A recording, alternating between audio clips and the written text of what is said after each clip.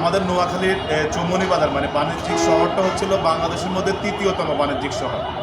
একটা জিনিস দেখেন যে আমরা কিন্তু অনেক গরিব একটা জেলায় আমরা বসবাস করি, বুঝছেন।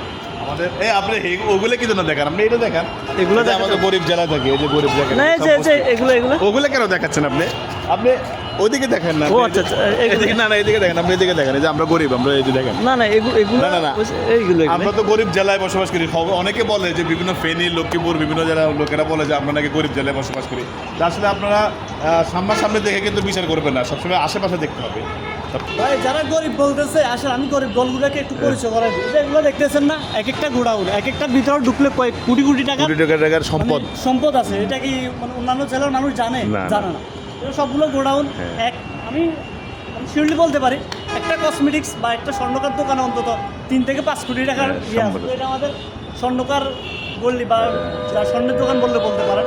অনেক জেলায় অনেক মানুষ অনেকভাবে মন্তব্য করবে আমাদের নোয়াখালী নিয়ে, কিন্তু আমাদের নোয়াখালীর চৌমনি বাজার মানে বাণিজ্যিক শহরটা হচ্ছিল বাংলাদেশের মধ্যে তৃতীয়তম বাণিজ্যিক শহর। আপনাদেরকে এটাও লক্ষ্য করতে হবে। ধন্যবাদ।